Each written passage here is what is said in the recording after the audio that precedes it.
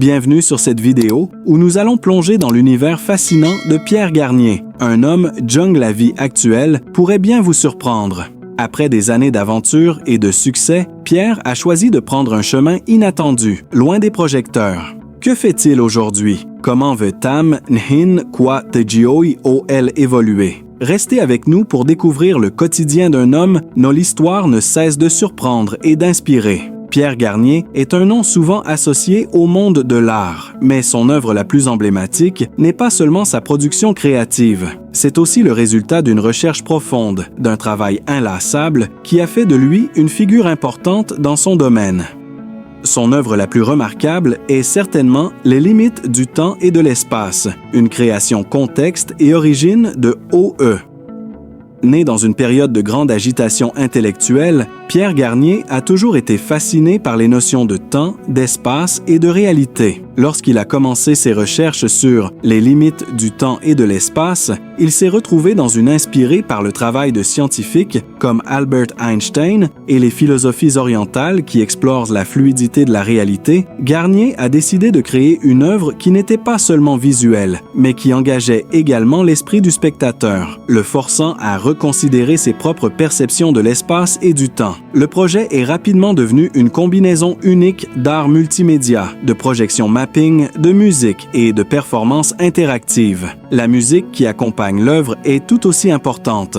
Composée par Garnier lui-même, la pièce utilise des fréquences sonores résonantes subsoniques, créant une sensation vibratoire dans le corps du spectateur. Cela suggère l'idée que, comme le temps et l'espace, la musique peut être expérimentée non seulement par les oreilles, mais par tous les sens humains.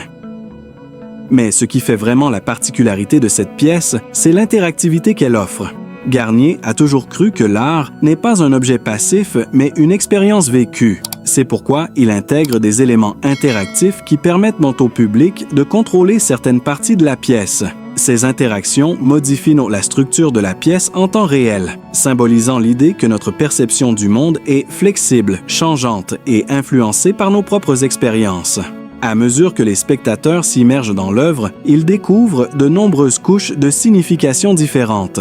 Les objets projetés, qui apparaissent initialement comme des formes chaotiques, commencent à prendre des formes plus cohérentes à mesure que le spectateur explore l'installation. C'est une métaphore de la façon dont nous découvrons progressivement la structure fondamentale de l'univers à travers l'impact de l'œuvre sur la carrière de Pierre Garnier. Lorsqu'il a révélé les limites du temps et de l'espace, cette œuvre met Pierre Garnier sous les feux des projecteurs et l'impose comme un artiste reconnu internationalement. Il a été invité à exposer son travail dans des galeries et musées prestigieux du monde entier et continue d'explorer de nouvelles formes d'art interactif. Son œuvre a également suscité de nombreux débats parmi les intellectuels, où il a souvent été décrit comme un artiste visionnaire, capable de capturer l'évolution de la pensée moderne dans ses créations. En combinant science, art et philosophie, Garnier s'est positionné comme une figure incontournable de l'art contemporain, redéfinissant les frontières entre ces disciplines et ouvrant la voie à une nouvelle forme d'art expérimental. Pierre Garnier, avec son œuvre Les limites du temps et de l'espace, n'a pas seulement créé une œuvre d'art. Il a lancé une révolution dans la façon dont nous percevons le monde qui nous entoure.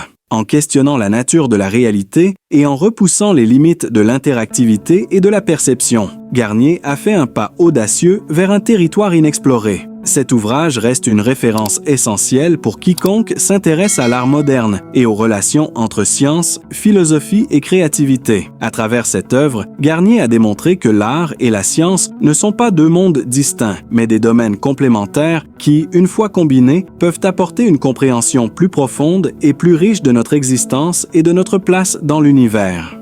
Pierre Garnier, un homme d'affaires accompli et propriétaire d'une famille nombreuse, mène une vie confortable dans une grande maison à la périphérie de Paris. La famille Garnier, composée de Pierre, son épouse Claire et leurs 3 enfants, Léa, Jules et Baptiste, possède un patrimoine considérable grâce à des investissements judicieux dans divers secteurs tels que l'immobilier, la finance et les entreprises technologiques.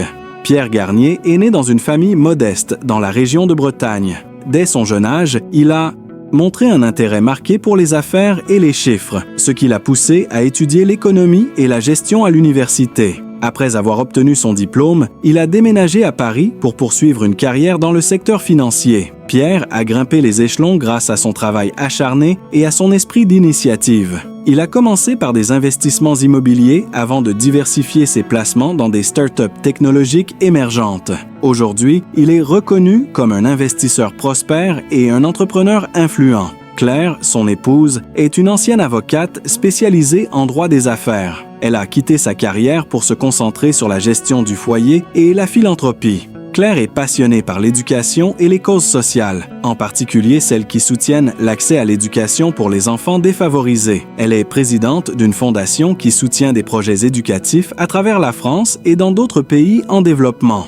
Pierre et Claire Garnier possèdent plusieurs propriétés de grande valeur, tant en France qu'à l'étranger. Leur résidence principale est un somptueux manoir situé dans le 16e arrondissement de Paris. Cette maison spacieuse, construite dans un style classique et raffiné, s'étend sur plusieurs étages et dispose de vastes jardins paysagers. Elle comprend plusieurs salons, des chambres luxueuses pour chaque membre de la famille, ainsi qu'une grande bibliothèque où Pierre et Claire aiment passer du temps à lire et à discuter des affaires. En plus de leur maison à Paris, les Garnier possèdent une résidence secondaire dans le sud de la France, dans la région de Provence.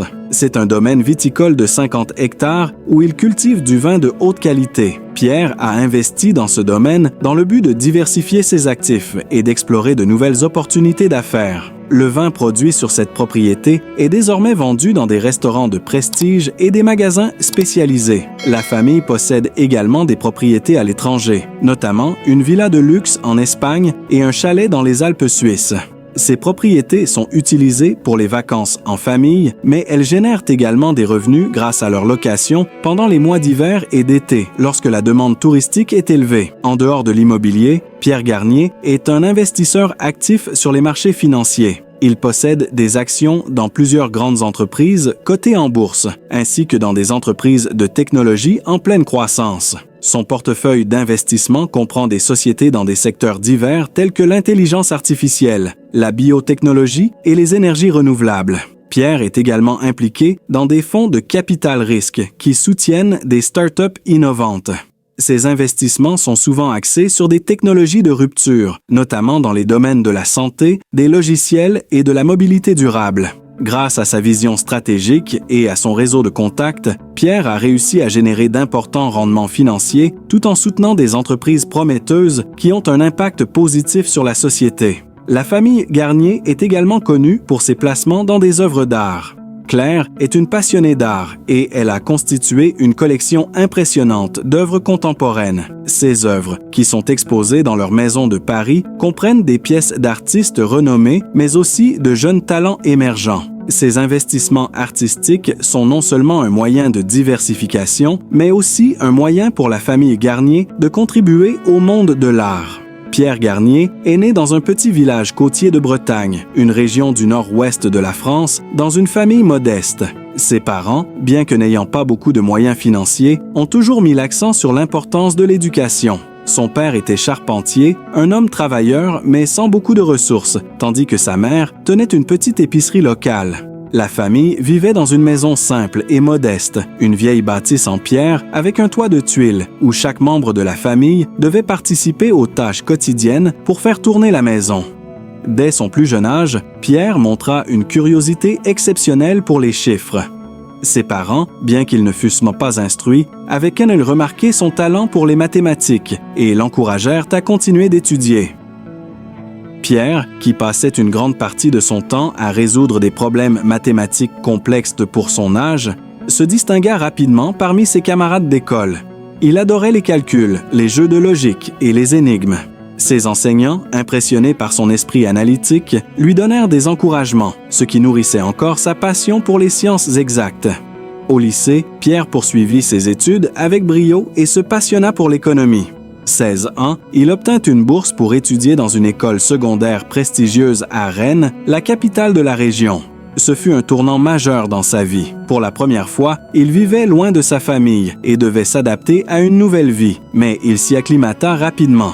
En plus de ses études, Pierre travaillait à mi-temps pour subvenir à ses besoins tout en maintenant d'excellents résultats scolaires. cela ne le découragea pas, bien au contraire. Il était animé par une ambition de réussir et de sortir de la pauvreté. À Rennes, il fit la rencontre de plusieurs enseignants qui furent très influents dans son parcours académique. Ils lui parlèrent des grands noms de l'économie et de la finance, lui ouvrant ainsi un monde qu'il n'aurait jamais imaginé en grandissant dans un village isolé. Pierre se passionna pour les théories économiques et les stratégies de gestion d'entreprise. Il était fasciné par la manière dont les économistes pouvaient analyser les marchés financiers et prédire des tendances, souvent contre toute attente. Il décida alors de se lancer dans des études supérieures en économie à l'Université Paris-Dauphine, une école renommée en France pour ses programmes de gestion et de finance. La vie à Paris fut bien différente de celle qu'il avait connue à Rennes. La capitale, avec son rythme effréné et ses exigences, posa de nouveaux défis à Pierre. Il dut jongler entre ses études exigeantes et un emploi à temps partiel dans un café pour financer son quotidien.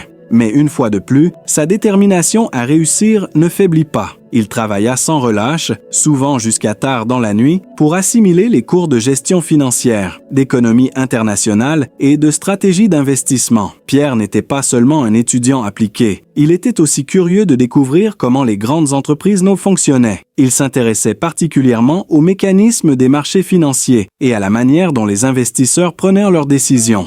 Sa première expérience dans le monde de la finance eut lieu lors de ses stages dans de grandes banques d'investissement à Paris. Là, Pierre eut l'opportunité d'appliquer ses connaissances théoriques en analysant les tendances des marchés, en étudiant les portefeuilles d'investissement et en suivant de près les stratégies de placement de grandes entreprises.